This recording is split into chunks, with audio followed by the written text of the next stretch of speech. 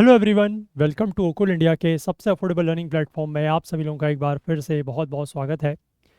12 अक्टूबर 2024 Saturday यानी शनिवार का दिन और इंडियन एक्सप्रेस न्यूज़ एनालिसिस की आईना सीरीज लेकर मैं शांतनु सनवाल एक बार फिर से आपके सामने हाजिर हूँ। तो चलिए शुरू करते हैं। आज के न्यूज़पेपर पर चलेंगे उससे पहले मैं आप लोगों को फिर से एक बार ये जानकारी दूंगा कि हमारा जो सी सेट का बैच है 5 अक्टूबर से जो बैच शुरू हुआ है, इसमें अभी भी कुछ सीट्स जो हैं वो लेफ़्ट हैं, बाकी हैं। अगर आप में से कोई लोग इंटरेस्टेड हैं इस बैच को ज्वाइन करने के लिए तो अभी भी आप लोग ज्वाइन कर सकते हैं। नीचे डिस्क्रिप्शन में लिंक दिया हुआ है, उसके थ्रू जाके आप लोग डिटेल्स चेकआउट कर सकते हैं और अगर एनरोल करना चाहते हैं तो अभी भी कर सकते हैं। किसी भी तरीके का आपके मन में कोई डाउट है, कोई क्वेरी है या एनरोल करने में कोई अगर इशू आ रहा है, कोई दिक्कत आ रही है, तो यहाँ पर एक व्हाट्सएप नंबर दिया गया है 9150449990। इस नंबर पर आप हमसे व्हाट्सएप के थ्रू संपर्क कर सकते हैं और आपको अगर जो भी इशू होगा वो हम यहाँ से रिजॉल्व कर देंगे। ठीक है। इसके बाद आप में से जो भी लोग इन सेशंस को यूट्यूब पर देखते हैं और आपको किसी भी तरीके की अगर कोई हेल्प मिलती है तो मैं आपसे रिक्वेस्ट करूँगा कि प्लीज़ कुछ ना कुछ कंट्रीब्यूट करने की कोशिश ज़रूर करें। आप लोगों के साथ, आप लोगों के सहयोग की, आप लोगों के कंट्रीब्यूशन की हमें ज़रूरत है। आप लोग कंट्रीब्यूट करेंगे और जितने लंबे समय तक आप लोग कंट्रीब्यूट करते रहेंगे ये सेशंस यूट्यूब पर उतने ही लंबे समय तक चल सकेंगे। ठीक है। चलिए अब हम लोग थोड़ा सा न्यूज़पेपर पर चलते हैं और देखते हैं कि आज के आर्टिकल्स क्या क्या हैं। तो ये आज का न्यूज़पेपर का फ्रंट पेज है, इसमें कोई ऐसे खास आर्टिकल्स नहीं है।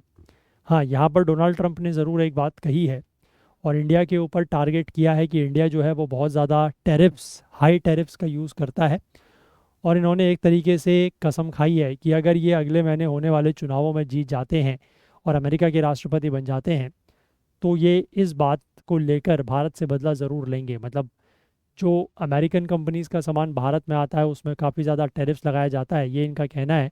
तो इनका ये कहना है कि अगर ये जीत जाते हैं तो इंडियन गुड्स के ऊपर भी अमेरिका में बहुत ज़्यादा टैरिफ लगाया जाएगा। तो ये एक तरीके से जो टैरिफ वॉर है ना, जो टैरिफ वॉर है वो एक तरीके से देखने को मिल सकता है अगर डोनाल्ड ट्रंप जो है वो पावर में आते हैं तो। ठीक है। इसके बाद यहाँ पर बीच में सच कोई खास आर्टिकल्स नहीं है जो आपके एग्ज़ाम पॉइंट ऑफ व्यू से इम्पोर्टेंट हो। मैं सीधे आपको एक्सप्लेन पेज पर ही लेके चलूँगा और वहाँ के हमें 3-4 आर्टिकल्स जो हैं वो देखने हैं। ठीक है। जैसे यहाँ पर अगर हम बात करें तो अभी यहाँ पर अमेरिका का जो फ्लोरिडा वाला रीजन है, यहाँ पर एक हरिकेन आया था जिसका नाम है मिल्टन। ठीक है। तो मिल्टन एक अनयूजुअल हरिकेन था लेकिन अनएक्सपेक्टेड नहीं था। ऐसा क्यों है उसके बारे में बात करेंगे। इसके बाद यूएन के जो पीस कीपर्स हैं, जो लेबनान का बॉर्डर है इसराइल के साथ, है ना, वहाँ पर ये पीस कीपिंग का काम करते हैं, तो ये क्या है इनके बारे में बात करेंगे। इसके बाद यहाँ पर नोबल प्राइजेज़ जो है वो अनाउंस किए जा रहे हैं और कल जो है वो नोबल पीस प्राइज़ यानी कि शांति का जो नोबल पुरस्कार है वो यहाँ पर अनाउंस किया गया है। किसको दिया गया उसके बारे में जानेंगे। और नीचे एक आर्टिकल है कि दिल्ली हाई कोर्ट ने क्यों 60 साल के जो ओल्ड कपल हैं उनको अपने डेड सन के स्पर्म का एक्सेस अलाउ किया है। ठीक है। तो क्या ये सारे के सारे मामले हैं, इनमें एक एक करके हम लोग देखना शुरू करेंगे। लेकिन सबसे पहले, आगे बढ़ने से पहले मैं आप लोगों के साथ एक चीज़ और शेयर करना चाहूँगा और वो ये है कि अगर आप अगले साल का जो प्रीलिम्स एग्ज़ाम होने वाला है यानी कि 2025 का, अगर उस पर आप टारगेट कर रहे हैं तो आप इस तरीके की एक all in one test series जो है इसमें एनरोल कर सकते हैं। और मेरा कहना तो ये है कि ज़रूर करें सो दैट कि आप लोगों की एक प्रैक्टिस होगी कि जो भी चीज़ें आप पढ़ रहे हैं आप उसको अच्छे से रिवाइज़ करेंगे, प्रैक्टिस करेंगे। तो उसके लिए ये एक all in one test series आप लोगों के लिए लाई गई है। ऑल इन वन का मतलब है इसमें आपको जनरल स्टडीज़ भी मिल रहा है, करंट अफेयर्स भी मिल रहा है और सी सेट भी मिल रहा है। ठीक है। तीनों ही चीज़ें आपको यहाँ पर मिल रही हैं ओनली एट 849 रुपीज़। इसके बाद अगर आप सिर्फ जनरल स्टडीज़ और करंट अफेयर्स की टेस्ट सीरीज़ लेना चाहते हैं तो ये आपको सिर्फ 699 में मिल जाती है। अगर आप सिर्फ जनरल स्टडीज़ की टेस्ट सीरीज़ लेना चाहते हैं तो that is available only at 449 rupees. इसके बाद अगर आप सिर्फ करंट अफेयर्स की टेस्ट सीरीज़ लेना चाहते हैं तो 299 में मिल जाएगी। और सी सेट के 10 फुल लेंथ टेस्ट की जो सीरीज़ है वो आपको ओनली एट 249 मिल जाती है। तो इनमें से जिसमें भी आप लोग इंटरेस्टेड हैं, as per your need, as per your requirement आप एनरोल कर सकते हैं। सारे के सारे लिंक्स जो हैं वो आपको हमारे ऐप वगैरह पे और वेबसाइट पे मिल जाएंगे। अगर कहीं कोई लिंक नहीं मिलता है या किसी तरीके के एनरोलमेंट में कोई इशू आपको आ रहा है, तो यहाँ पर एक नंबर दिया गया है 9150449990, इस पर आप कांटेक्ट कर लीजिएगा। आपके जो भी क्वेरीज़ हैं, जो भी इश्यूज़ हैं, उनको रिजॉल्व कर दिया जाएगा। चलिए अब हम एक एक करके उन आर्टिकल्स को देखना शुरू करते हैं। तो let's start with this first one कि Milton was an unusual hurricane but not unexpected. अब देखिए ऐसा क्यों लिखा गया है। ये जो हरिकेन है दैट इज़ हरिकेन मिल्टन, इसने लैंडफॉल किया नियर द सिटी ऑफ सिएस्ता की इन फ्लोरिडा। ठीक है, फ्लोरिडा आपको यहाँ पर दिखाई दे रहा होगा, मैं भी आपको ये पूरा मैप में भी दिखा दूंगा। ये जो रीजन आपको यहाँ पर दिखाई दे रहा है दैट इज़ फ्लोरिडा। ठीक है, यहाँ का एक शहर है दैट इज़ सिएस्ता की, वहाँ पर इसका लैंडफॉल हुआ है वेडनेसडे की नाइट को, और इसकी वजह से बहुत तेज़ बारिश हुई, इंटेंस रेनफॉल, फ्लडिंग जैसे हालात बन गए, बाढ़ के हालात बन गए, टोर्नेडोज़ आए, स्टॉर्म सर्ज आया, और इस एरिया में काफ़ी तेज़ स्टॉर्म या विंड्स आप कह सकते हैं, हवाएं जो हैं वो चलने लगी। इस स्टॉर्म की वजह से जो है वो कम से कम 12 लोग मारे गए हैं, ज़्यादातर फ्लोरिडा के ईस्टर्न पार्ट्स में। कई सारे घरों को नुकसान हुआ है। 3 मिलियन लोगों को जो है वो पावर कट का फेस करना पड़ रहा है यहाँ पर, और बैरियर आइलैंड जो है वो फ्लडेड हो गए हैं। इसके बाद एक बेसबॉल स्टेडियम की जो छत है वो भी टोर ऑफ हो गई है, मतलब आप कह सकते हैं कि छत उड़ गई है। और लगभग सेंट पीटरबर्ग में, जो कि एक शहर है फ्लोरिडा के गल्फ कोस्ट में, part of the Tampa Bay area, वहाँ पर 45.72 सेंटीमीटर से ज़्यादा बारिश हुई है, representing a more than 1 in 1000 year rainfall event for the region. यानी कि 1000 सालों में किसी एक साल में ऐसा होता है कि इतनी ज़्यादा बारिश वहाँ पर होती है। तो ये यहाँ पर रिप्रेजेंट किया गया है।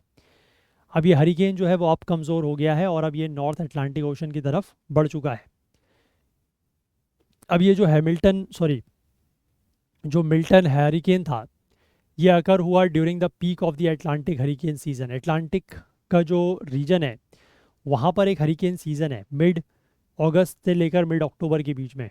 इस दौरान वहाँ पर काफ़ी ज़्यादा हरिकेन्स वगैरह आते हैं, तो इसको अटलांटिक का हरिकेन सीज़न माना जाता है। तो इस हरिकेन सीज़न के पीक के दौरान ही ये मिल्टन जो है वो अकर हुआ है। इसके बावजूद साइंटिस्ट का, वैज्ञानिकों का ये कहना है कि ये जो स्टॉर्म है, ये जो तूफान है, ये कई वजहों से अनयूजुअल है। ठीक है, कैसे, क्या क्या उन्होंने रीजंस बताए वो डिटेल में आगे लिखा है कि from how quickly the storm intensified to the path it followed. ठीक है, कि मतलब एक तो ये कि जो स्टॉर्म का इंटेंसिफिकेशन है वो बहुत तेज़ी से हुआ, और दूसरा रीज़न ये भी बताया गया है कि जो रास्ता ये फॉलो कर रहा है, ठीक है, या कर रहा था, वो ऑल्दो नॉट सरप्राइजिंग, हालांकि वो सरप्राइजिंग नहीं है। As the world continues to become warmer, जैसे जैसे वर्ल्ड गर्म हो रहा है, मतलब ग्लोबल वार्मिंग बढ़ रही है, तो साइंटिस्ट ने रिपीटेडली इस बात का वार्न किया है, इस बात की चेतावनी दी है कि इस तरीके के जो इंटेंस स्टॉर्म्स हैं वो आएंगे, दे विल अकर। ठीक है, अब मिल्टन के बारे में अनयूजुअल क्या था, देखो मिल्टन जो है वो कैटेगरी 1 स्टॉर्म का मतलब आपको पता ही है कि जिसमें 119 किलोमीटर पर आवर से लेकर 153 किलोमीटर पर आवर तक की विंड्स बहती है। वहाँ से ये 5 कैटेगरी का स्टॉर्म बन जाता है सिर्फ 12 घंटे में। तो इसका जो इंटेंसिफिकेशन है वो काफ़ी तेज़ी से हुआ, कैटेगरी 1 से कैटेगरी 5 में ये बहुत तेज़ी से पहुँच गया। और कैटेगरी 5 का मतलब विंड्स जो हैं वो 250 किलोमीटर प्रति घंटे से ज़्यादा की रफ्तार में बहने लगती हैं। और बाय आफ्टरनून, मतलब 6 अक्टूबर से 7 अक्टूबर के बीच में ये हुआ, और आफ्टरनून तक इसमें जो विंड्स की स्पीड थी वो सस्टेन्ड स्पीड थी। मतलब सस्टेन्ड स्पीड का मतलब होता है कि लगातार उतनी ही तेज़ी की हवाएं चल रही हैं, और वो स्पीड थी 285 किलोमीटर प्रति घंटे की। आप समझ सकते हैं कि अगर इतनी तेज़ हवाएं होंगी तो उसमें यू कैनॉट स्टैंड, और you cannot even think of standing in front of this speed of wind. आप खड़े होंगे, आपको उड़ा ले जाएगी ये हवा, बिल्कुल पता भी नहीं लगेगा कहाँ गए आप। ठीक है, becoming one of the strongest hurricanes ever recorded in the Atlantic, और इसकी वजह से ये one of the strongest hurricane जो अटलांटिक में आज तक रिकॉर्ड किया गया है, one of the strongest hurricane ये बन जाता है। अब स्टॉर्म को जो है वो कहा जाता है कि वो रैपिड इंटेंसिफिकेशन उसका हो रहा है अगर उसकी मैक्सिमम सस्टेन्ड स्पीड स्पाइक कर जाती है बाई 56 किलोमीटर पर आवर। मतलब उसकी जो स्पीड है, जितनी स्पीड उसकी, जैसे मान लीजिए कैटेगरी 1 स्टॉर्म है, ठीक है, तो मान लीजिए उसमें 120 या 130 किलोमीटर प्रति घंटे की रफ्तार चल रही है, लेकिन वो जैसे ही उसके बाद उसकी इंटेंसिटी बढ़ेगी तो उसकी स्पीड बढ़ेगी, हवा की जो सस्टेन्ड स्पीड है विंड की वो बढ़ेगी। तो अगर वो 50 किलोमीटर या 56 किलोमीटर प्रति घंटा बढ़ जाती है तो उसको कहा जाता है रैपिड इंटेंसिफिकेशन। ठीक है, कि 120 130 से वो 170 175 180 के आसपास पहुंच गई तो वो रैपिड इंटेंसिफिकेशन है। एक्सट्रीम रैपिड इंटेंसिफिकेशन ये कहा जाता है जब विंड की स्पीड इंक्रीज कर जाती है बाई 93 किलोमीटर पर आवर, और मिल्टन की जो मैक्सिमम सस्टेन्ड स्पीड थी वो more than 145 kilometre per hour जो है वो स्पाइक कर गई एक दिन में। ठीक है, क्योंकि मैंने आपको बताया कि कैटेगरी 1 स्टॉर्म से कैटेगरी 5 स्टॉर्म और उसके बाद भी 285 किलोमीटर प्रति घंटे की रफ्तार से हवा यहाँ पर बह रही है, बह रही थी मतलब। तो उस हिसाब से आप समझ सकते हैं कि इसमें क्या हुआ है, एक्सट्रीम रैपिड इंटेंसिफिकेशन एक तरीके से आप कह सकते हैं। ठीक है, क्योंकि 145 किलोमीटर प्रति घंटे की रफ्तार जो है वो हवा की बढ़ गई एक ही दिन में। ठीक, it was also rare that Milton formed in the Gulf of Mexico. अब ये कहाँ पर फॉर्म हुआ, कहाँ पर ये बना, गल्फ ऑफ मैक्सिको, जो मैक्सिको की खाड़ी है वहाँ पर। और मैक्सिको की खाड़ी या गल्फ ऑफ मैक्सिको जो है वो कनेक्टेड है to the Atlantic Ocean by the Straits of Florida. ठीक है, यहाँ पर आपको ये चीज़ दिख रही होगी, मैं मैप में भी आपको दिखाता हूँ। And then began to move eastwards and made landfall on the western coast of Florida. ठीक है, ईस्टवर्ड इसने मूव करना शुरू किया और उसके बाद फ्लोरिडा का जो वेस्टर्न कोस्ट था वहाँ पर इसने लैंडफॉल किया है। मैं आगे बढ़ता हूँ, लेकिन उससे पहले मैं आपको एक बार ये थोड़ा सा जो लोकेशंस बताई हैं वो मैप में हम लोग थोड़ा सा देख लेते हैं। यहाँ पर आप अपना फोकस रखिएगा, this is your Mexico, Mexico का यहाँ पर this is your gulf of Mexico. ठीक है, ये है मैक्सिको की खाड़ी। मैक्सिको की खाड़ी में ये तूफान जो है वो पैदा होता है, उसके बाद इस डायरेक्शन में चलता है, और यहाँ पर जो आपको ये वाला जो रीजन दिख रहा है ये है स्ट्रेट्स ऑफ फ्लोरिडा। ठीक है, यहाँ पर अगर मैं आपको दिखाऊं जस्ट हवाना के ऊपर, आपको यहाँ पर लिखा हुआ दिखेगा, ये दिख रहा है, are you able to see this, this is Straits of Florida. ठीक है, ये इस तरफ को मूव करता है, यहाँ से जनरेट होता है, इस तरफ को मूव करता है, और उसके बाद फ्लोरिडा का जो वेस्टर्न कोस्ट है वहाँ पर जाके टकराता है और वहीं पर इसका लैंडफॉल होता है ना। और मैंने आपको कुछ वो शहर दिखाए थे अबाउट द कीज़, वो शहर यहाँ पर है, बेसिकली ये सारे के सारा रीजन है और वो यहाँ पर जाके ऐसे हिट करता है। ठीक है, लैंडफॉल इसका इस तरीके से होता है। आई होप समझ गए। इसके बाद आगे देखिए, why was Milton N unusual storm. ठीक है, तो अनयूजुअल इसके बारे में क्या था वो तो मैंने आपको बताया, दो चीज़ें है ना। पहला तो जो इसकी इंटेंसिफिकेशन हुई है बहुत तेज़, और दूसरा जो इसने पाथ फॉलो किया वो। अब ये क्यों अनयूजुअल था, तो इसके पीछे ये लिखा गया है कि most crucial factor behind Milton's intensification were the remarkably high sea surface temperature in the western Gulf of Mexico. ठीक है, कि गल्फ ऑफ मैक्सिको में जो टेम्परेचर था, जो समुद्र की सतह का टेम्परेचर या तापमान था वो बहुत ज़्यादा बढ़ गया था, और उसकी वजह से ये इशू यहाँ पर आया है। ठीक है, तो जिस दिन ये मिल्टन जो है वो कैटेगरी 5 का स्टॉर्म बनता है, उस दिन सी सरफेस टेम्परेचर जो है वो 31 डिग्री सेल्सियस पहुँच गया था गल्फ ऑफ मैक्सिको का, है ना। और 26 डिग्री सेल्सियस के ऊपर अगर टेम्परेचर होता है, किसी भी सी सरफेस टेम्परेचर का अगर इतना होता है 26 डिग्री सेल्सियस से ऊपर, तो उसके बाद फिर हरिकेन्स डेवलप होना शुरू हो जाते हैं, है ना।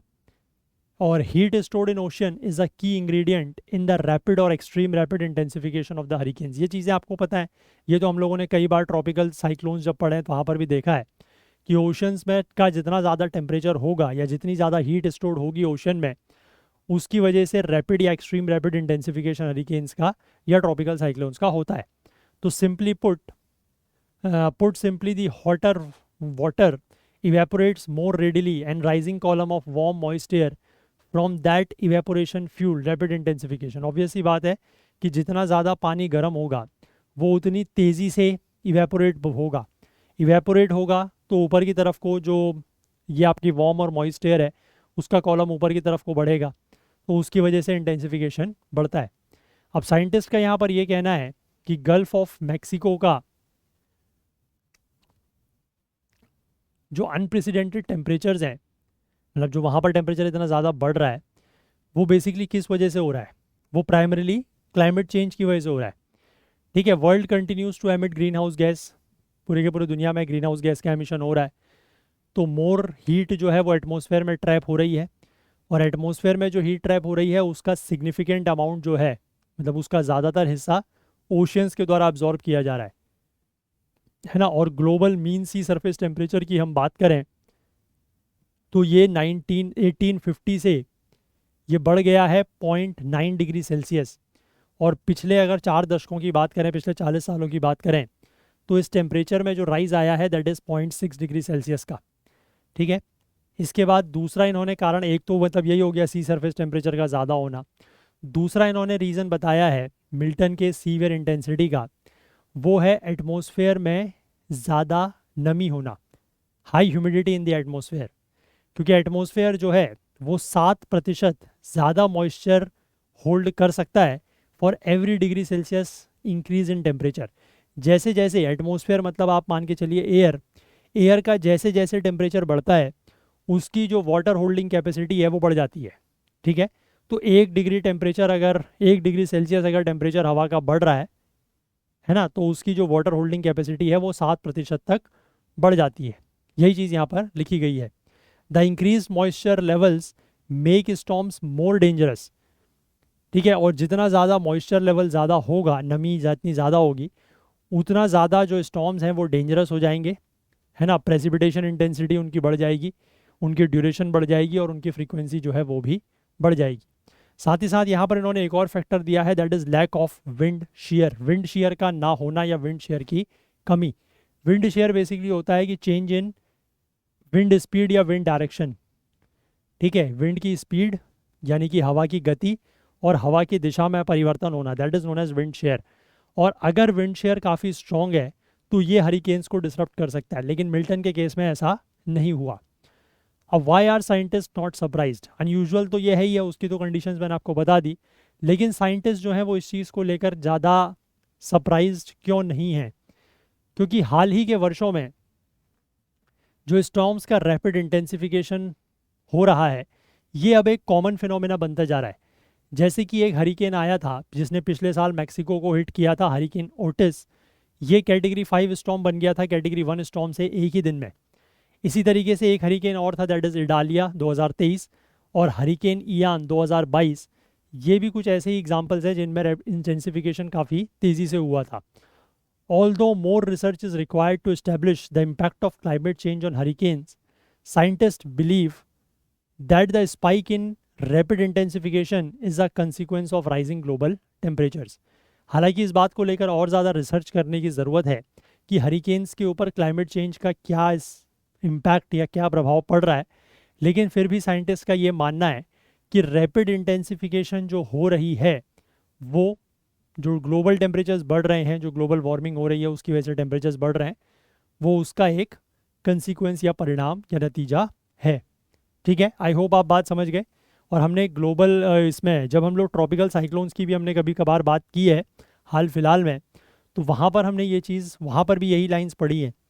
ठीक है, कि साइंटिस्ट जो हैं वो क्लाइमेट चेंज को इसके पीछे रिस्पॉन्सिबल मानते हैं, बट कितना ज़्यादा इसका असर है क्लाइमेट चेंज का वो उस बात को पूरी तरीके से इस्टेब्लिश अभी तक नहीं कर पाए हैं। लेकिन हाँ, एक साइंटिफिक कम्युनिटी में एक इस बात को लेकर एक कंसेंसस या एक आम राय ज़रूर बनी है कि क्लाइमेट चेंज की वजह से जो ग्लोबल वार्मिंग हो रही है और जो टेम्परेचर राइज कर रहे हैं उसकी वजह से जो स्टॉर्म्स हैं, जो साइक्लोन्स हैं, जो हरिकेन्स हैं, इनकी इंटेंसिटी भी बढ़ रही है, इनकी फ्रीक्वेंसी भी बढ़ रही है ना, और ये चीज़ें ज़्यादा मतलब डेंजरस होती जा रही हैं। ठीक है ना, ये चीज़ें हम लोगों ने बात की है। आई होप क्लियर है। चलिए, इसको आप क्लाइमेट चेंज में ले लीजिएगा जीएस पेपर 3 एनवायरनमेंट में। इसके बाद हम लोग अगले आर्टिकल पर आते हैं। Who are the UN peacekeepers at Lebanon's border with Israel. जो लेबनान का बॉर्डर है इजराइल के साथ, उसमें ये यूएन पीस कीपर्स कौन है? देखो, यहाँ पर इंडिया ने फ्राइडे के दिन ये कहा है कि that the it was concerned that the deteriorating security situation in parts of West Asia after two members of the United Nations peacekeeping mission operating along Lebanon's border with Israel were injured. ठीक है, भारत ने ये कहा कि वो इस बात को लेकर चिंतित है कि वेस्ट एशिया या पश्चिम एशिया में जो सिक्योरिटी सिचुएशन है, जो सुरक्षा के हालात हैं, वो काफ़ी ज़्यादा ख़राब हो रहे हैं। क्योंकि ऐसा हुआ क्यों कि दो मेंबर जो हैं यूएन पीस कीपिंग मिशन के, जो लेबनान बॉर्डर में इसराइल के साथ, मतलब जो इसराइल का लेबनान के साथ बॉर्डर है, वहाँ पर ये पीस कीपिंग मिशन इनका ऑपरेट करता है, जब ये इंजर्ड हुए तो उसके बाद भारत ने ये बात कही है। अब ये इंसिडेंट जो है वो थर्सडे के दिन हुआ after N Israeli tank fired on one of the groups observation towers. ठीक है, ये इजरायली टैंक ने जो है वो इस ग्रुप के ऑब्जर्वेशन टावर के ऊपर फायर कर दिया, तब ये इंसिडेंट या घटना हुई है। अब यूएन जो है, यूएन की एक पीस कीपिंग फोर्स है जिसको कहा जाता है यूनिफिल, है ना, और ये सदर्न लेबनान में लगभग 1978 से ये वहाँ पर ये फोर्स है। इसका मिशन है इज़ लार्जली ऑब्जर्वेशनल। ठीक है, ज़्यादातर इसका कोई काम ऐसा नहीं है, ये सिर्फ ऑब्जर्वेशन करता है। दो it's mandate was expanded in 2016 at the end of the last war between Israel and Hezbollah. और इससे पहले जब इसराइल और हिजबुल्लाह के बीच में लड़ाई हुई थी 2006 में, तब इसके मैंडेट को थोड़ा सा एक्सपेंड किया गया था। अब यूनिफिल का जो मिशन है उसकी अगर हम बात करें तो United Nations interim peace keeping force in Lebanon, ये एक इंटरनेशनल बॉडी है जिसमें 10,000 से ज़्यादा सिविलियंस और मिलिट्री पर्सनल हैं फ्रॉम 50 कंट्रीज़, जिनको ये काम असाइन किया गया है to prevent violations along the border between Lebanon and Israel. जिनको ये काम सौंपा गया है कि लेबनान और इसराइल के बीच में कुछ भी जो वायलेशंस हैं उनको रोकना है। ठीक है, और ये जो 121 किलोमीटर का स्ट्रेच है, जो मतलब इसराइल और लेबनान के बीच का बॉर्डर है, इसको ब्लू लाइन बॉर्डर कहा जाता है। ये ध्यान रखिएगा, ये इंपॉर्टेंट हो सकता है कि इसराइल और लेबनान के बीच का जो बॉर्डर है that is known as a blue line. ठीक, अब यूएन का जो रिजोल्यूशन है 2006 का, वो इंक्लूड करता है language authorising the force to ensure that its area of operation is not utilised for hostile activities of any kind. तो बेसिकली 2006 का जो यूनाइटेड नेशन का रिजोल्यूशन है उसमें ये लिखा गया है कि फोर्स को इस बात के लिए ऑथराइज़ किया गया, ये जो फोर्स है यूनिफिल, इसको इस बात के लिए ऑथराइज़ किया गया है कि ये इस बात को इंश्योर या सुनिश्चित करे कि जिस भी एरिया में ये ऑपरेट कर रहे हैं उस एरिया का इस्तेमाल किसी भी हॉस्टाइल एक्टिविटीज़ के लिए नहीं हो रहा है। हॉस्टाइल एक्टिविटीज़ का मतलब है कि लड़ाई झगड़े के लिए, आपस में एक दूसरे के ऊपर बॉम्ब वगैरह गिराने के लिए, उस तरीके की एक्टिविटीज़ के लिए उन एरियाज़ का इस्तेमाल नहीं हो रहा है जहाँ पर भी ये फोर्स जो है वो ऑपरेट कर रही है।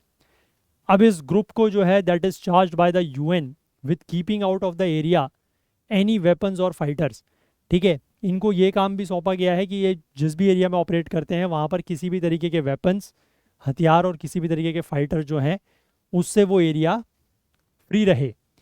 But over the past decade the United States and Israel have argued that the peacekeepers have been largely ineffective at preventing Hezbollah from stockpiling और firing rockets from the territory they patrol. ठीक है, अब क्योंकि ये ध्यान रखिएगा कि ये सदर्न लेबनान में पोस्टेड है, मतलब इनका जो एरिया है वो सदर्न लेबनान में है। तो ओवर द पास्ट डिकेड यानी कि पिछले एक दशक में दोनों ही देश दैट इज़ यूनाइटेड स्टेट्स और इसराइल, इन्होंने ये आर्ग्यू किया है कि ये पीस कीपर्स जो हैं वो इस बात में मतलब इस चीज़ को लेकर इनफेक्टिव साबित हुए हैं कि ये हिजबुल्लाह को वहाँ पर रॉकेट्स स्टॉक पाइल, मतलब उसका इकट्ठा करना और रॉकेट फायर करने से ये उनको नहीं रोक पा रहा है, ऐसा यूएस और इसराइल का यहाँ पर कहना है।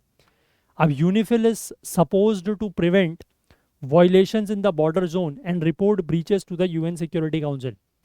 ठीक है, यूनिफिल का ये काम है कि बॉर्डर जोन में अगर किसी भी तरीके का कोई वायलेशन हो रहा है तो उसको रोका जाए, उसको प्रिवेंट किया जाए, और अगर कहीं पर कोई बात को नहीं मान रहा है, ठीक है, किसी भी तरीके के वायलेशंस, मतलब जो रूल्स रेगुलेशंस है उनका अगर ब्रीच हो रहा है, तो उसकी जो जानकारी है, जो रिपोर्ट है, वो यूएन सिक्योरिटी काउंसिल को दे। ऑल्दो दे आर आर्म्ड, मतलब इनके पास भी हथियार होते हैं। ऐसा नहीं है कि ऑब्जर्वेशन का काम कर रहे हैं तो सिर्फ एक दूरबीन लेके बैठे हैं, है ना, बाइनोकुलर्स या दूरबीन लेके बैठे हैं, ऐसा नहीं है। इनके पास भी हथियार होते हैं, लेकिन ये पीस कीपर्स जो हैं they are generally restricted to using force only when they are safety और the safety of civilian is in immediate danger. लेकिन इनके लिए फिर भी ये है, इनको इस बात की रेस्ट्रिक्शन है कि ये फोर्स का या बल का इस्तेमाल तभी करेंगे जब या तो इनकी खुद की सुरक्षा की बात आएगी और या फिर जो सिविलियंस हैं, जो आम नागरिक हैं, अगर उनकी जान को कोई खतरा है या उनकी सुरक्षा को कोई खतरा है।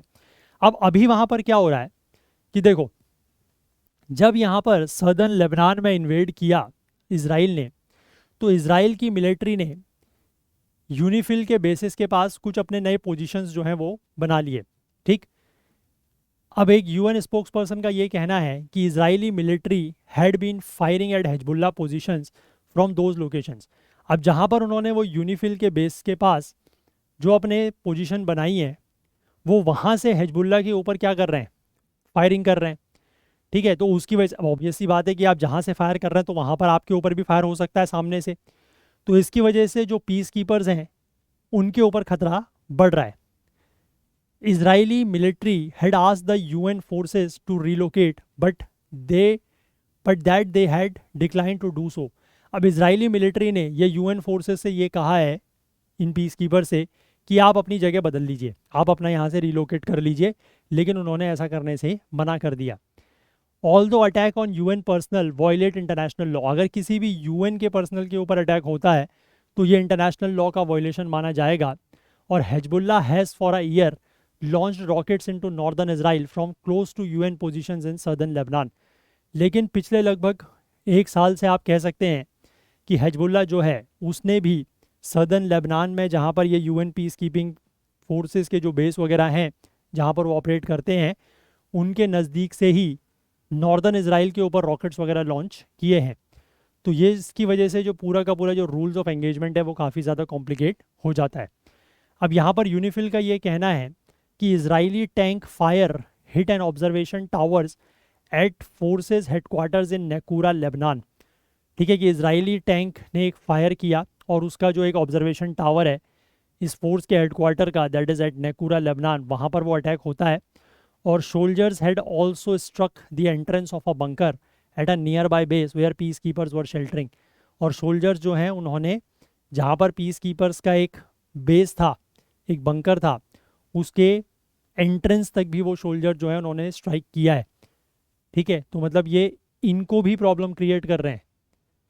ठीक है, ये पीस कीपर्स जो हैं ये भी अपना काम इस तरीके से प्रॉपरली नहीं कर पा रहे हैं और इनको भी यहाँ पर इशू आ रहा है। ठीक है, बट आई होप आप बात समझ गए about this UN peace keepers. इस तरीके के यूएन पीस कीपर्स दुनिया में बहुत जगह हैं। ठीक है, यहाँ पर हैं, अगर आपको याद हो हमने एक बार अफ्रीका में भी बात की है इनकी।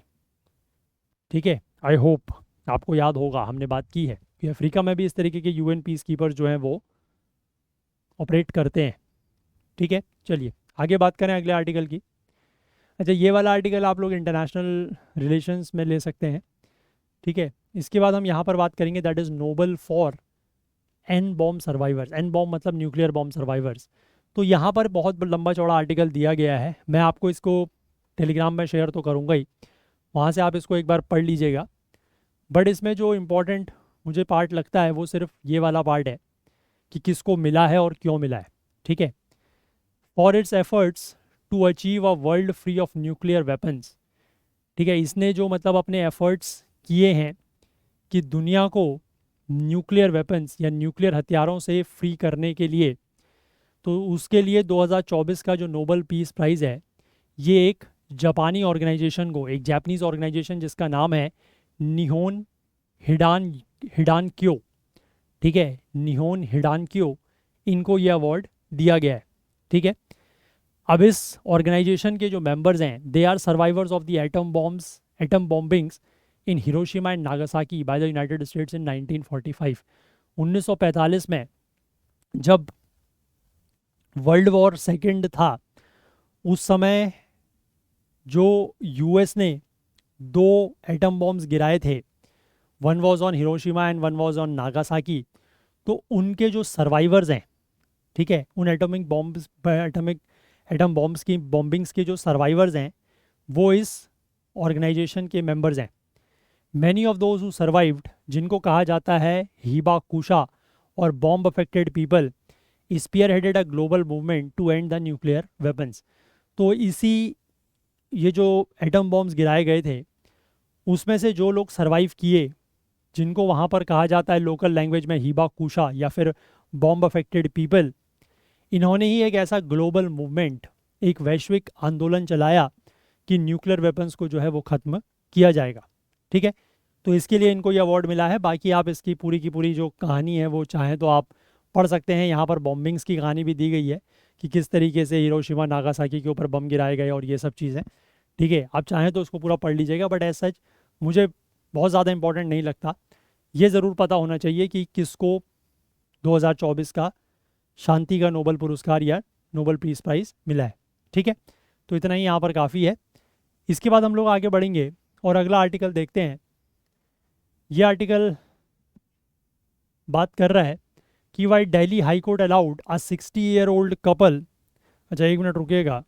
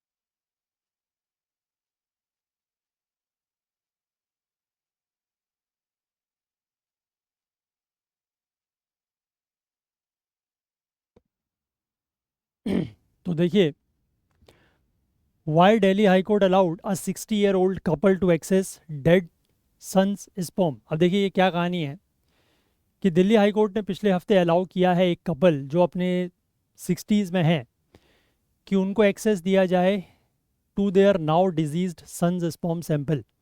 कि उनका एक लड़का है, मतलब था, जो 30 साल के आसपास का था, उसकी डेथ हो जाती है और उसके जो स्पर्म सैंपल है उसका एक्सेस इनको दिया, effectively paving the way for posthumous assisted reproduction. और इससे पॉस्थ्यूमस असिस्टेड रिप्रोडक्शन का एक रास्ता जो है वो खुलता है। अब ये केस क्या है पूरा का पूरा देखिए। The parents of a 30 year old man who died of cancer in 2020। ठीक है, ये 30 साल का कोई लड़का या पुरुष आप कह सकते हैं जिसकी मौत कैंसर की वजह से 2020 में हो जाती है। ये इसके पेरेंट्स जो हैं वो जाते हैं दिल्ली हाई कोर्ट में। और कब जाते हैं? After a hospital which had cryopreserve their sons frozen semen sample refuse to release it. उस लड़के के या उस आदमी के जो सीमेन का सैंपल है उसके क्रायो प्रिजर्वेशन एक हॉस्पिटल में किया जा रहा है, बट वो उसको देने को मना कर देते हैं। और ठीक है, हॉस्पिटल वाले जो हैं वो मना कर देते हैं कि हम ये सैंपल आपको नहीं दे सकते पेरेंट्स को। तो उसके बाद पेरेंट्स जो हैं वो हाई कोर्ट जाते हैं। Sperm banking is common among cancer patients. ठीक है, कैंसर पेशेंट्स में स्पर्म बैंकिंग जो है वो एक कॉमन चीज़ है, क्योंकि cancer treatment such as radiation and chemotherapy can effect sperm count and quality. ठीक है, क्योंकि कैंसर का जो ट्रीटमेंट होता है जैसे कि रेडिएशंस का यूज़ होता है या कीमोथेरेपी होता है, तो उससे स्पर्म काउंट या क्वालिटी पर असर पड़ता है। तो उसमें स्पर्म बैंकिंग जो है वो की जाती है। स्पर्म बैंकिंग का मतलब वही है कि स्पर्म का जो प्रिजर्वेशन है वो। अब हॉस्पिटल ने जब रिफ्यूज़ किया ये प्रिजर्व्ड स्पर्म को रिलीज़ करने के लिए, तो उसके बाद उन्होंने ये रीज़न दिया, हॉस्पिटल वालों ने क्या रीज़न दिया कि there are no guidelines to navigate release of gametes in a scenario where there is no spouse, meaning that a sperm could not be release without appropriate court orders. तो उन्होंने ये कहा कि जहाँ पर कोई स्पाउस नहीं है, स्पाउस का मतलब है अब जैसे आदमी है तो उसकी वाइफ, ठीक है, आदमी है तो वाइफ को स्पाउस कहते हैं, और औरत है तो उसका मतलब अगर फीमेल है तो उसकी हस्बैंड को स्पाउस कहते हैं। तो अगर मेल के केस में स्पाउस नहीं है तो उस केस में इन्होंने ये हॉस्पिटल ने ये कहा कि हमारे पास कोई ऐसी गाइडलाइंस नहीं है कि हम ये स्पर्म सैंपल्स को रिलीज़ करें। तो इसका मतलब यही हो गया कि फिर स्पर्म जो है वो रिलीज़ नहीं हो सकते बिना कोर्ट ऑर्डर के। तो this led to the petitioners with a wish to carry on the legacy of their deceased son. ठीक है, जो पेटिशनर्स हैं, जो मतलब उसके उस आदमी के माता पिता थे, उनकी ये इच्छा थी कि वो अपने डिजीज्ड सन की लेगेसी को आगे बढ़ाएं और एक ग्रैंड चाइल्ड को रेज करें। ठीक है, मतलब एक ग्रैंड चाइल्ड उनका होना चाहिए, सीकिंग द कोर्ट्स इंटरवेंशन। अब उसके लिए उन्होंने कोर्ट का दखल चाहा। With their daughters support they said they were prepared to take full responsibility of any child born via surrogacy using the frozen semen sample. तो उनका ये कहना था कि इस फ्रोजन सीमेन सैंपल का यूज़ करके सरोगेसी के थ्रू अगर कोई भी बच्चा पैदा होगा तो वो उसकी पूरी जिम्मेदारी लेने को तैयार है। अब यहाँ पर जो लॉ कहता है असिस्टेड रिप्रोडक्टिव टेक्नोलॉजी एक्ट 2021, वो डील करता है with the regulation and supervision of all fertility and artificial insemination procedures. जितने भी फर्टिलिटी और आर्टिफिशियल इंसेमिनेशन के प्रोसीजर्स हैं ये इनको रेगुलेट करता है और सुपरवाइज करता है। अब इसी को लेकर एक रूल्स भी बने हैं, that is the assisted reproductive technology rules 2022। ये प्रिस्क्राइब करता है for the procedure for posthumous retrieval of sperm, कि पॉस्थ्यूमसली अगर किसी व्यक्ति के स्पर्म्स को रिट्रीव करना है तो उसका क्या प्रोसीजर होगा, ये उसको भी बताता है। However it only accounts for scenarios where the deceased is married and the person seeking retrieval is the surviving partner. लेकिन उसमें भी यही बात लिखी गई है कि सिर्फ मतलब उसी सिनेरियो में ये स्पर्म्स रिट्रीव किए जाते हैं जब जिस व्यक्ति की डेथ हो गई है वो एक मैरिड व्यक्ति है, और जो व्यक्ति उन स्पर्म्स का रिट्रीवल चाह रहा है वो उस व्यक्ति का स्पाउस है, वही सर्वाइविंग पार्टनर मतलब उसका स्पाउस है, तभी वो स्पर्म्स दिए जाते हैं। The ministry of health and family welfare, इसने एक एफिडेविट फाइल की है before the court in this case. उसमें यह आर्ग्यू किया गया है कि the legislation was not intended to apply in case referred to by the court as postmortem grand parenthood. ठीक है, कि मतलब ये ग्रैंड पेरेंटहुड के लिए ये अप्लाई नहीं करता। उसमें यह कहा गया है कि सरोगेसी रेगुलेशन एक्ट 2021 अप्लाई करता है ओनली टू इंटेंडिंग कपल्स और women with medical needs for surrogacy and does not cover grand parents as intending grand parents. मतलब ग्रैंड पेरेंट्स को ये दिया जाए ऐसा यहाँ पर, मतलब सरकार ने एक तरीके से जो उन पेरेंट्स की मांग थी उसको काउंटर किया है कि ऐसा रूल्स वगैरह कहीं पर कुछ नहीं है। ठीक है, अब इसको लेकर इंटरनेशनल प्रैक्टिसेस की अगर हम बात करें, क्योंकि इंडियन जो जूरिस्प्रूडेंस है वो इस मामले में काफ़ी ज़्यादा लिमिटेड है। ठीक है, तो पेटिशनर्स ने रिलाई किया on the jurisprudence from other jurisdictions around the world, कि दुनिया में अलग अलग जगहों पर इस चीज़ को लेकर क्या लॉज वगैरह हैं। तो many of which permit posthumous reproduction but with explicit consent. जैसे यूरुग्वे की अगर हम बात करें तो वहाँ पर भी पोस्ट्यूमस रिप्रोडक्शन जो है वो अलाउड है with return consent which is valid for a year after death. Return consent मतलब उस व्यक्ति की जिसकी डेथ हुई है उससे पहले रिटर्न कंसेंट लिया होगा, मतलब लेना पड़ता है, और वो सिर्फ डेथ के 1 साल के बाद तक के लिए वैलिड है। बेल्जियम के लिए अगर हम बात करें तो वहाँ पर वो परमिट करता है लेकिन 6 मंथ के वेटिंग पीरियड के बाद फॉलोइंग द डेथ, और रिक्वेस्ट जो है वो सिर्फ 2 साल के लिए ही, मतलब must be made with in 2 year, सिर्फ 2 साल के अंदर अंदर जो है वो रिक्वेस्ट करनी होती है।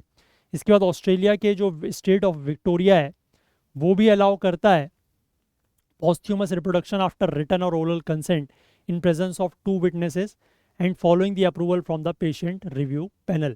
और साथ ही साथ ये मैंडेट करता है counselling for the surviving parent, Canada और यूके, इनमें भी रिटर्न कंसेंट की ज़रूरत पड़ती है पॉस्ट्यूमस रिप्रोडक्शन के लिए। इसराइल जो है वो एक्सक्लूड करता है पेरेंट्स को, permitting only the deceased female partner to use the sperm sample.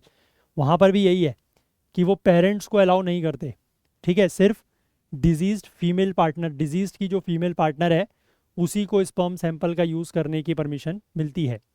However इस रिगार्ड में कुछ एक्सेप्शन भी लिए गए हैं, जो including the one which Delhi high court ruling referred to. The parents of a 19 year old soldier, एक 19 ईयर सोल्जर की मौत हो जाती है कॉम्बैट में, कॉम्बैट मतलब लड़ाई के दौरान, obtained legal permission to use their son's sperm posthumously with a girl child born afterwards। ठीक है, तो इस तरीके का भी केस एक सामने आया है। अब इस रूलिंग को लेकर सबसे पहले तो कोर्ट ने ये कहा कि कोर्ट ने पेटिशनर्स के साथ एग्री करते हुए ये कहा कि जो ART एक्ट है, आर्टिफिशियल रिप्रोडक्टिव टेक्नोलॉजी का जो एक्ट है, और उसके जो रूल्स हैं वो इस केस में अप्लाई नहीं हो सकते, as the legislation had not come into force at the time of their sons death, क्योंकि उनके लड़के के डेथ के समय में ये लेजिस्लेशंस नहीं थे, ये लॉज नहीं थे। ठीक है, तो रेट्रोस्पेक्टिवली आप लॉज नहीं लगा सकते, कोई भी लॉ जिस दिन बनेगा उसके आगे की डेट पे ही लागू होगा। ठीक है, अब ये लॉज देखो, ये लॉज की अगर मैं बात करूं तो ये लॉज जो है असिस्टेड रिप्रोडक्टिव टेक्नोलॉजी एक्ट 2021 का है, और इससे रिलेटेड जो रूल्स बनाए गए हैं वो 2022 में बनाए गए हैं, लेकिन उस व्यक्ति की डेथ जो है वो कैंसर की वजह से 2020 में हुई है। तो इसीलिए यहाँ पर कोर्ट ने ये कहा कि वो इस केस में लागू इसलिए नहीं होता क्योंकि जिस समय उस लड़के की डेथ हुई उस समय ये रूल्स या एक्ट नहीं था। This meant that there was no prohibition on the release of gamete to a person other than the spouse. तो इसलिए इस बात को लेकर कोई रेस्ट्रिक्शन या कोई पाबंदी नहीं है कि ये जो गैमेट्स या जो स्पर्म है वो स्पाउस के अलावा किसी और व्यक्ति को दिए जा सकते हैं, इसको लेकर कोई प्रोहिबिशन नहीं है, क्योंकि ये प्रोहिबिशन तो तब आया जब वो एक्ट आया, उसके रिलेटेड रूल आया, लेकिन वो तो बाद में आया है ना, और वो इस केस में अप्लाई नहीं हो रहा, ऐसा कोर्ट ने कहा। इन the absence of a spouse the question arises, in the absence of a spouse, spouse की एब्सेंस में, यानी कि अगर स्पाउस नहीं है तो एक क्वेश्चन ये खड़ा होता है कि is there any prohibition on posthumous reproduction under the existing law, क्या एग्जिस्टिंग लॉ के अंतर्गत कोई प्रोहिबिशन है पॉस्ट्यूमस रिप्रोडक्शन को लेकर।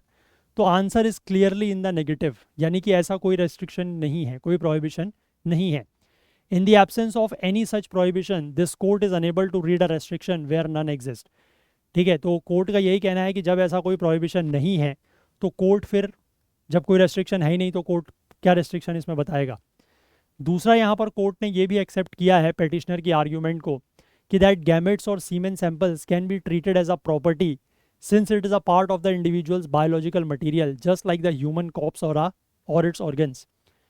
ठीक है, कि गैमेट और सीमेन जो है, सीमेन सैंपल्स, इनको आप प्रॉपर्टी की तरह ट्रीट कर सकते हैं, ऐसा आर्ग्यूमेंट किया था पेटिशनर से, और कोर्ट ने इस बात को भी एग्री किया है क्योंकि ये इंडिविजुअल के बायोलॉजिकल मटेरियल का हिस्सा है। ठीक है, जैसे ह्यूमन कॉप्स होता है, मतलब जो ह्यूमन डेड बॉडी है या जो उसके पार्ट्स हैं, उसी की तरह ये भी एक इंडिविजुअल बायोलॉजिकल मटेरियल का हिस्सा है, तो ये प्रॉपर्टी माना जा सकता है। इसके बाद on whether the parents of a deceased are entitled to the release of the sample, the court relied on the Hindu succession act where parents are considered as class 1 legal heir of a deceased in the absence of a spouse और children. तो क्या जो मृत व्यक्ति के parents हैं उनको इस तरीके का सैंपल दिया जा सकता है या नहीं, इस बात को लेकर जब मतलब सवाल कोर्ट के सामने आया तो कोर्ट ने किस बात के ऊपर रिलाई किया, on the Hindu succession act. Hindu succession act ये कहता है कि अगर किसी भी व्यक्ति के स्पाउस या चिल्ड्रन नहीं है तो उस व्यक्ति के डिजीज्ड पर्सन के, मतलब जिस व्यक्ति की डेथ हो जाती है उसके केस में उसके पेरेंट्स जो हैं उनको ही क्लास 1 लीगल हेयर माना जाता है। हेयर का मतलब हो गया उत्तराधिकारी, अगर किसी की वाइफ है तो वाइफ उत्तराधिकारी होगी, फिर बच्चे होंगे, लेकिन अगर किसी की वाइफ नहीं है, बच्चे नहीं है, तो उसके केस में उसके पेरेंट्स जो हैं वही क्लास 1 लीगल हेयर माने जाते हैं हिंदू सक्सेशन एक्ट के अनुसार। ठीक है, तो ऐसा ही कोर्ट ने जो है इस चीज़ के ऊपर भी रिलाई यहाँ पर किया है। अब प्रेसिडेंट और कंसर्न्स, प्रेसिडेंट का मतलब होता है कि क्या ये किस तरीके की ये एक एग्जाम्पल सेट कर रहा है ये केस या ये रूलिंग या इसका वर्डिक्ट। तो ruling sets a precedent that a claim can be made by a party to the court other than the spouse for retrieving frozen eggs और sperm of a deceased individual. ठीक है, कि जो भी व्यक्ति डेथ हो गई है जिसकी, उसके फ्रोजन एग्स या स्पर्म्स को रिट्रीव करने के लिए कोई भी व्यक्ति, ठीक है, अदर देन द स्पाउस, वो क्लेम कर सकता है, मतलब वो कोर्ट में पार्टी बन सकता है। However the high court ruling, मतलब कोई भी इन द सेंस उसके पेरेंट्स वगैरह, ठीक है, अब कोई भी तो नहीं बन सकता। However the high court ruling also cautions that such a transfer of possession cannot be automatic given that informed consent and welfare of the future child in cases of posthumous reproduction or post mortal reproduction is to be borne in mind। लेकिन court का ये कहना है, court ने इस बात को लेकर भी कॉशन दिया है कि इस तरीके का जो ट्रांसफर ऑफ पोजेशन है, मतलब ट्रांसफर ऑफ पोजेशन मतलब वैसे तो पोजेशन जनरली स्पाउस के पास है, ठीक है, बट अगर वो ट्रांसफर ऑफ पोजेशन स्पाउस के अलावा किसी और के पास जाता है तो वो ऑटोमेटिक नहीं हो सकता, ठीक है, क्योंकि इन्फॉर्म्ड कंसेंट और जो फ्यूचर चाइल्ड उस स्पर्म का यूज़ करके, सरोगेसी का यूज़ करके जो फ्यूचर चाइल्ड पैदा होगा, उसके बारे में भी ध्यान में बातें रखनी होंगी। Each case needs to be judged on its own facts, ठीक है, मतलब केस बाय केस केसेस पर बात होगी, ठीक है, कोई जनरल रूल इसमें नहीं हो सकता। This is crucial since posthumous reproduction raises several ethical questions, क्योंकि पॉस्थ्यूमस रिप्रोडक्शन जो है वो कई सारे एथिकल क्वेश्चंस भी खड़े करता है कि from the assumption of consent by the disease, कि डिजीज व्यक्ति ने अपनी कंसेंट दी है नहीं दी है, उस एजम्पशन की भी बात आती है। और इस बात का भी मतलब इस फैक्ट के भी बात आती है कि the child born will grow up without one genetic parent, कि जो बच्चा पैदा होगा उसका एक जेनेटिक पेरेंट नहीं होगा, ठीक है, ये भी इंपॉर्टेंट चीज़ है जो समझने वाली है। Even if not raised in this case such a claim presents a complexity of issues involving the family structure as well. हालांकि यहाँ पर तो फैमिली स्ट्रक्चर का के बारे में कोई जो कॉम्प्लेक्सिटी है वो इस केस में तो नहीं सामने आई, बट ऐसा भी बात सामने आ सकती है। हालांकि जो पॉस्थ्यूमस ग्रैंड पेरेंटहुड है seems to challenge the notion of a traditional family structure, the desire in most cases would stem from patriarchal values that advocate preference for continuing patrilineal lineage. ठीक है, तो जो पॉस्थ्यूमस ग्रैंड पेरेंटहुड है seems to challenge the notion of traditional family structure, क्योंकि ज़्यादातर cases में जो demand आएगी वो किस बात को, मतलब जो डिज़ायर आएगी, जो इच्छा होगी वो किस बात को लेकर होगी, पेट्रियार्कल वैल्यूज से वो डिज़ायर आएगी, ठीक है, कि हमारा जो वंश है वो आगे बढ़ना चाहिए, है ना। इस तरीके की हमारे समाज में एक धारणा है, ठीक है, कि वंश जो है वो आगे बढ़ना चाहिए। तो उसी तरीके की बात यहाँ पर इन्होंने कही है। बट आई होप कि जो मेन पॉइंट्स हैं वो आई होप आप समझ गए क्या है, ठीक है। चलिए, तो यही सारे आर्टिकल्स थे जो आज हमें डिस्कस करने थे। सेशन अगेन थोड़ा सा छोटा है, बट छोटा है तो ठीक है, कोई दिक्कत नहीं है। आप लोग बाकी चीज़ों को लेकर रिवाइज वगैरह करें, जो भी आपका करंट अफेयर्स में या स्टैटिक पोर्शन में भी कुछ चीज़ें लेफ़्ट आउट हैं ज़रूर करें। आज वैसे हालांकि त्यौहार का दिन है, दशहरे का दिन है, तो आप सभी लोगों को एक बार दशहरे की बहुत बहुत शुभकामनाएं। त्यौहार हैं, लेकिन त्योहारों का आप एक चीज़ याद रखें, ये मैं बात बार बार आप लोगों से कहता रहा हूँ कि त्यौहार हर साल आएंगे, ठीक है। दशहरा आज भी है, पिछले साल भी था, अगले साल भी होगा, लेकिन आप लोगों के पास जो ये पढ़ने का समय है ये इस साल है, अगले साल हो ना हो नहीं पता, ठीक है। और अगले साल होगा भी तो कम से कम आप अपनी ज़िंदगी में एक साल आगे बढ़ चुके होंगे, या आप ये कहिए कि आपके हाथ से एक अवसर जो है वो निकल चुका होगा। तो इसलिए इस बात को ध्यान रखें, ठीक है, कि इस चक्कर में ना रहें कि आज त्यौहार है, आज फेस्टिवल है, तो थोड़ा सा अपना टाइम इधर लगा लें, है ना। वो चीज़ ना करें, क्योंकि एक बार आपका कहीं अच्छी जगह सिलेक्शन हो जाता है, आप सेलेक्ट हो जाते हैं, आप अच्छी जॉब ले लेते हैं, उसके बाद फिर ज़िंदगी भर त्यौहार ही त्यौहार हैं, ठीक है। Then you can celebrate. आप उस दिन जिस दिन आपका रिजल्ट आता है सबसे बड़ा सेलिब्रेशन तो उसी दिन होगा, है ना। सारे साल भर का त्योहारों में आप उतना सेलिब्रेट नहीं करते होंगे, आप जितना उस दिन करेंगे। और उसके बाद फिर आगे आप इस तरीके के जो भी त्यौहार होते हैं वो साल भर मनाते रहिए, कोई दिक्कत नहीं है। बट अभी थोड़ा सा अपना, आप कह सकते हैं कि मन मार के, या अगर आपकी इच्छा नहीं होती है त्यौहार मनाने की तो उसमें भी कोई प्रॉब्लम नहीं है, इट्स वेल एंड गुड। अभी आपके पास टाइम थोड़ा सा क्रंच है, टाइम को बचाएं, अपनी एनर्जी को बचाएं, और जितना भी टाइम और जितनी भी एनर्जी है उसको पढ़ाई में यूटिलाइज करें, वो ज़्यादा इंपॉर्टेंट है, उसका रिजल्ट बेहतर आएगा। ठीक है, और अगले साल का त्यौहार आप और बेहतर तरीके से मनाएंगे। अगर आप इसी तरीके से लगे रहे, आपका स्ट्रगल अगर जारी रहा, तो हो सकता है कि जिस तरीके का त्यौहार आप इस साल मना रहे हैं, अगले साल उतना बेहतर भी ना मना पाएँ, क्योंकि माइंड में प्रेशर बढ़ता जाएगा। ठीक है, इस बात को ध्यान रखें। जितनी ज़्यादा मेहनत अभी आप कर सकते हैं करिए, यही समय है और सही समय है, तो मेहनत करते रहें और डेफिनेटली आप लोगों को सक्सेस जो है वो ज़रूर मिलेगी। और सक्सेस से मतलब मेहनत से अपना जी ना चुराएं, तो सक्सेस आपके पास ज़रूर आएगी। ठीक है, और कंसिस्टेंटली लगे रहें। कुछ अगर नहीं भी हो रहा है तो भी कोई बात नहीं, you will get the results in due course of time. आपको समय पर नतीजा ज़रूर मिलेगा, बट अपनी मेहनत ज़रूर करते रहें। ठीक है, चलिए। तो जाने से पहले मैं आप लोगों को एक बार फिर से ये टेस्ट सीरीज़ के बारे में बता दूं। अगर आप प्रीलिम्स 2025 का एग्ज़ाम टारगेट कर रहे हैं, तो general studies current affair C SAT की all in one test series आपको ओनली एट 849 रुपीज़ में मिल रही है। आप इसमें एनरोल कर सकते हैं। सिर्फ जनरल स्टडीज़ या करंट अफेयर्स की टेस्ट सीरीज़ आपको 699 में मिल रही है, आप इसमें भी एनरोल कर सकते हैं अगर चाहें तो। सिर्फ जनरल स्टडीज़ आपको मिल रहा है 449 रुपीज़ में, और सिर्फ करंट अफेयर्स आपको मिल रहा है 299 में, और सिर्फ सी सेट आपको मिल रहे हैं full length test only at 249। इनमें से आप जिसमें भी चाहें वो एनरोल कर सकते हैं। सारे के सारे हमारे ऐप और वेबसाइट पर लिस्टेड हैं।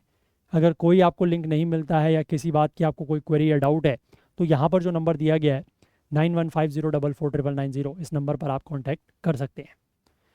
और बाकी आप हमारे ऐप को प्ले स्टोर से ज़रूर डाउनलोड करें। आपने अगर किसी भी हमारे वीडियो कोर्स को एनरोल किया हुआ है, तो आप ऐप के थ्रू वीडियोस को डाउनलोड करके ऑफलाइन भी देख सकते हैं। और जाने से पहले मैं आप लोगों से एक बार फिर से रिक्वेस्ट करना चाहूँगा कि आप में से जो भी लोग इन सेशंस को यूट्यूब पर फॉलो करते हैं और आपको किसी भी तरीके की अगर कोई हेल्प होती है, तो आप प्लीज़ कुछ ना कुछ कंट्रीब्यूट करने की कोशिश ज़रूर करें। ये QR कोड और UPI ID यहाँ पर दी गई है, और इसका अगर आप जितना ज़्यादा यूज़ करेंगे, जितने ज़्यादा लोग यूज़ करेंगे, उससे हमें भी हेल्प होगी, एंड डेफिनेटली इन सेशंस को हम और ज़्यादा लंबे समय तक यूट्यूब पर कंटिन्यू कर पाएंगे। तो चलिए, आज का सेशन इतना ही। अगर आपको सेशन पसंद आया हो तो लाइक ज़रूर करें, ज़्यादा से ज़्यादा शेयर करें। आपके जो भी डाउट्स हैं, जो कमेंट्स, जो भी कुछ इश्यूज़ हैं, वो आप कमेंट कर सकते हैं।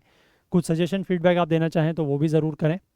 चैनल को आपने सब्सक्राइब नहीं किया है तो वो भी आप ज़रूर कर सकते हैं, और अपने फ्रेंड्स वगैरह से भी करवाएं, और बेल आइकन प्रेस करना ना भूलें, ताकि वीडियोस के नोटिफिकेशन आपको ऑन टाइम मिल सकें। और साथ ही साथ अपना प्यार, अपना सहयोग वो भी हमारे साथ बनाए रखें।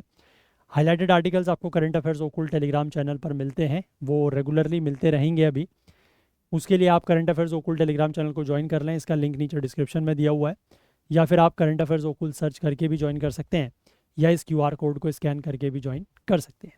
तो चलिए, आज के लिए इतना ही रखते हैं। बाकी अब हम मोस्ट प्रोबेबली मंडे को मिलेंगे, तो तब तक के लिए अपना बहुत बहुत ध्यान रखिए। Please do take care of yourself. Thank you, have a nice day, bye bye.